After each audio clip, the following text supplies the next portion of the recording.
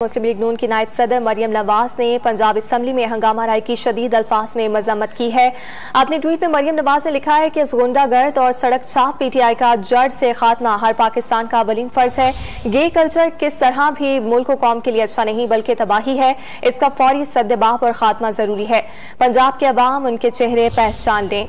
मुस्लिम league नून की नायब सदर मरियम नवाज की जानिब से मजम्मत की गई है पंजाब असम्बली में पेश आने वाले वाक़े से मुतालिक, और उन्होंने कहा कि फौरी तौर पर सद्देबाप इन तमाम तर वाक़यात का होना ज़रूरी है। इसके साथ साथ उन्होंने ये भी कहा कि पंजाब के अवाम इनके चेहरे पहचान लें। हंगामा राय पर मरियम नवाज की जानिब से मजम्मत की गई है। शदीद अल्फाज में मजम्मत करते हुए ट्विटर पैगाम में मरियम नवाज ने लिखा कि इस गुंडागर्द और सड़क छाप पीटीआई का जड़ से खात्मा हर पाकिस्तानी का अवलीन फर्ज है।